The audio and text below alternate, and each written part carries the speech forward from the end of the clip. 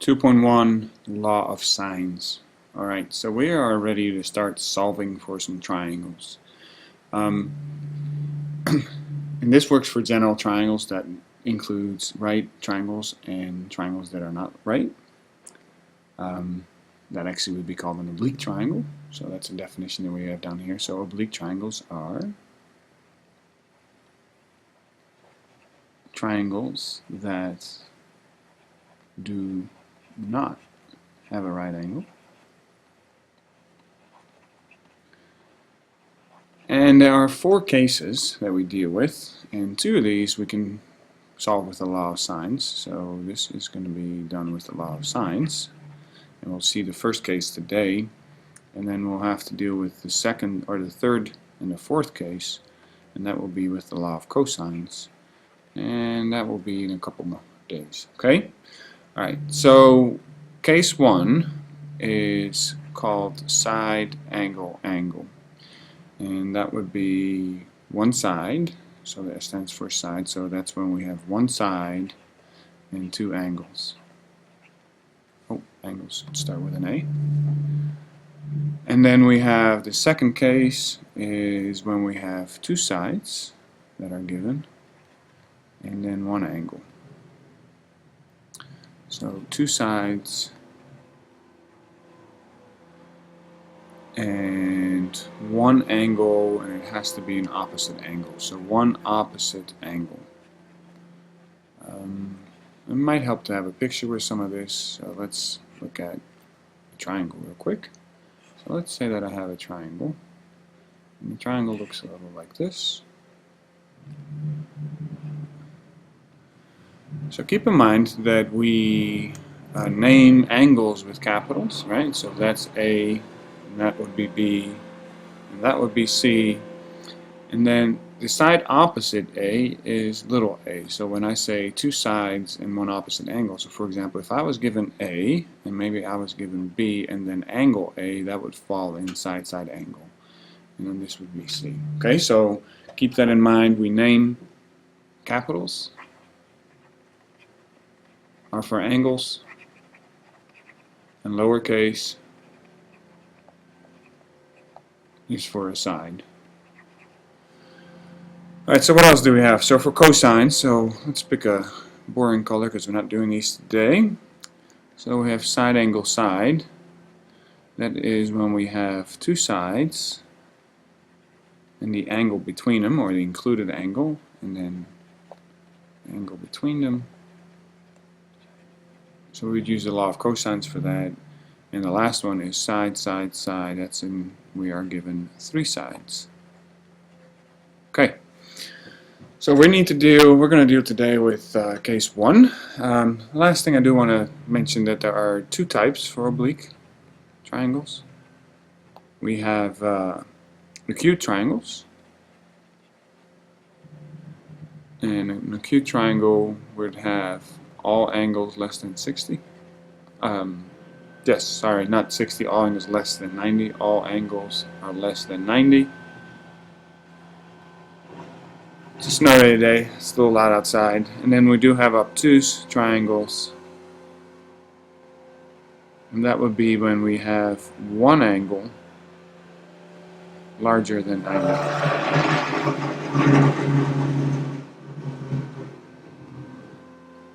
Sorry about the noise. Okay, keep in mind you can't have 2 angles larger than 90. You wouldn't have a triangle, right? Okay, alright. So the law of sines says if a triangle has sides lengths A, B, and C opposite the angles of A, B, and C, then, and well, what we have then is this, and I'm going to prove it here below in a little bit. So, but this is the law of sines. It says that side A over the sine of the angle is going to be equal to side B over the sine of that angle, and then side C over the sine of that angle. So any of these pairings should be equal. You can rewrite those obviously in different ways. So one way, sometimes people write the angles on top. So you could have written them this way. And you could also cross multiply. And when you cross multiply, sort of, you make little pairings. So you cross multiply with these two, for example, you would be able to say, well, side A over side B is the sine of A over the sine of B, and then you can make three pairings. Obviously, you could do this for A over C and C over B as well. So this one has more. So let's see, how did we come up with this? Okay, so here's the proof for the law of sines. So we're going to do this in the acute triangle. It's a little easier, and it does work for this one as well. So in the acute triangle, we're going to make a line that comes straight down that's perpendicular over here. Okay, and then we're going to stand over here in angle A, and we're going to say that the sine of A is equal to, the sine is opposite over, so right angle trig, opposite over the hypotenuse. Okay, if I'm standing in B, so if I'm standing in angle B, then I could say that the sine of B is opposite, which is h again, over the hypotenuse for this right triangle. So this is the red right triangle. Okay, well, let's solve for h in both of these. So we'll do the first one over here. So solving for h, I mean that, think of this as a proportion. So we get 1 times h, which is just h. H will be equal to b times the sine of a. And if I do this over here, I think of this as over 1 and cross multiply, I get h is equal to a times the sine of b. Well, that means that if both of these are equal to h, then a sine b has to be equal to b sine a, right? Because they're both equal to the same variable here. And then let's match these up sort of with the letters so they look like the law of sines. So I'm going to divide here by the sine of A. That means that I have to divide here by the sine of A. So that cancels. And then on the other side, I'm going to divide out by the sine of B. So that cancels. And then over here, I should divide by the sine of B.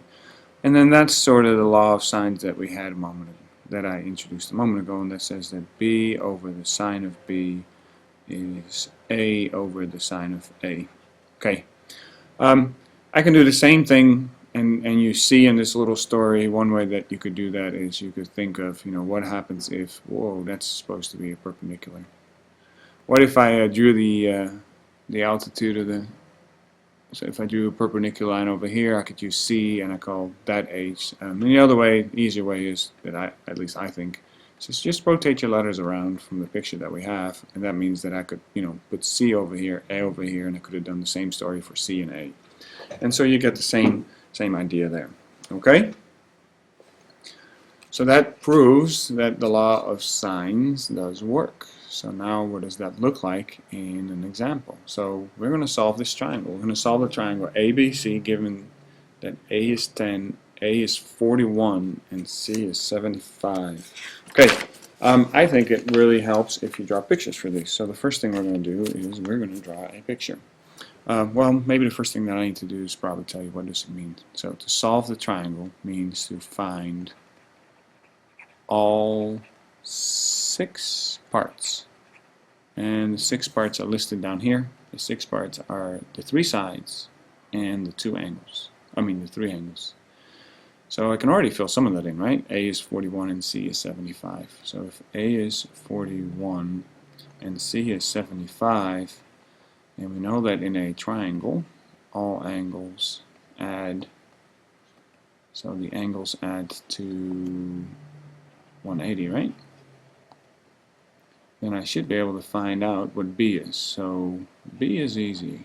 B, I can literally do 180 minus 41 minus 75.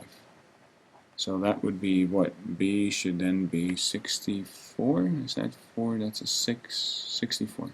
So that's 64 degrees. Okay. So that's the easy part there. Let's go back up here. So we're going to draw this. Right, so A is 41. So I'm going to draw this sort of from A's perspective. So A is 41. So 41 would look a little like this, right? And this is why you want to use pencil. So, you know, that looks like a 41 degree. So I'm going to call this A.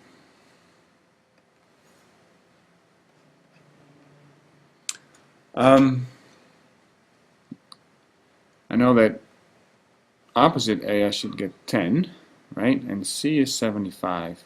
So if that's 41, and 75 has got to be bigger than that. So I might put C over here. So I'm sort of just eyeballing this. And what I'm trying to tell you is that, you know, if that looks to be 90, right? And if C is 75, then that would be a good approximation maybe for C, with that being 75.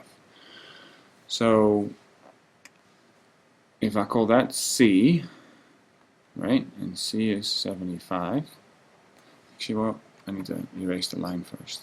So we got C over there, A over here, so I feel that triangle is somewhat accurate, and I think drawing the scale is important sort of here, or at least drawing so that it's consistent with what we have. So C is, we said 75, we said that A was 41, and then this was B, and we already figured out that B was 64.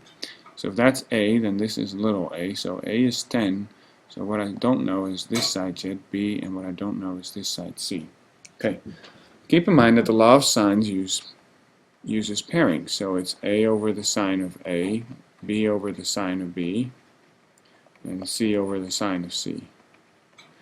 Now the only pairing that I have is I have A, both the angle and the side, so I definitely need to use A over little, or little a over the sine of A, and with that I should be able to find either one of these. So if I want to find side B, I need to know what the angle at B is. Well, we know that, right? So that one I can fill in at this point. I could say that 10 divided by the sine of 41 degrees is equal to B, which is unknown, divided by the sine of 64 degrees. So cross multiply, so B times the sine of 40, so I'm actually do it this way, sine of 40 times B is equal to 10 times the sine of 64, and that means that B is equal to 10 times the sine of 64 degrees divided by the sine of 40 degrees, and then you can get a calculator, and B should be about 13.7. So B is 13.7. So that leaves me with one left, so I need to find C. So I would always return to the pair that is given to you, okay, because technically I could use B over sine B as well at this point. But this is sort of a rounded number, right? It's not exactly 13.7. We rounded that. So using C over sine C and A over sine A, I should get a slightly more accurate answer. That should be the sine of C. Okay, so we're going to fill this in. So A is still 10 over the sine of 41 is equal to C over the sine of 75. Need a little more space. So cross multiply, so the sine of 41 times C is equal to 10 times the sine of 75, and then I need to divide by the sine of 41. Get your calculator out, and for C you should get 14.7. So C is 14.7. Okay, so we got all of them at this point. So this was 13.7 and this was 14.7, and 10 was given over here, and all 6 parts of the triangle are now known. Okay, make a sketch. Okay, you're going to hear me say that a bunch, but make a sketch. It will make your life a lot easier if you do this. For example here, solve the triangle given that A is, well, that's supposed to be 55 degrees. Little a is 8.9 and B is 25.1. So I'm going to, again, draw a picture starting from here. Okay, so that's A. Sorry, that's the bottom, and then A is 55. So A is going to look a little like this. So if that's A, and that's 55, then let's call this side B. So B is 25.1. And then we still know that A is 8.9.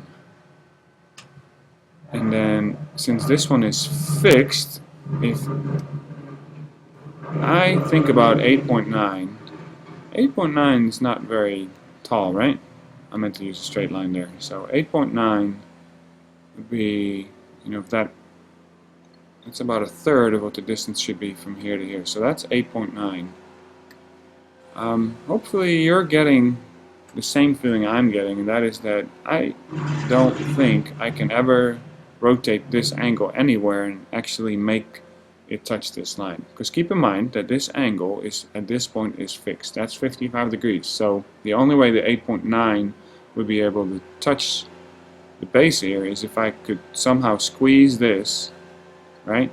I could squeeze this down, this line down. If I could take this line and if I could rotate it down somehow until the 8.9 came over there, well, I can't do that. So this one doesn't have any solutions. Okay, so no solutions. So that would be one of the main reasons that I would say make a sketch. If you did this, okay, if you did sort of just go ahead and set this thing up, because you have A over A here, so you could say, well, that's 8.9 over the sine of 55 degrees, and that would then equal to B, which is 25.1 over the sine of B, and then you cross multiply, so 8.9 times the sine of B is equal to 25.1 times the sine of 55, and so then you divide and you get the sine of B, which would be 20, let me put parentheses around that, 25.1 times the sine of 55 divided by 8.9, and if you put that in the calculator you would get that the sine of B is 2.3. And you should know from your previous lessons that that's not possible. The sine has to be between, the sine of B cannot be larger than 1. It's got to be less than 1, right? Okay? Alright. Thank you.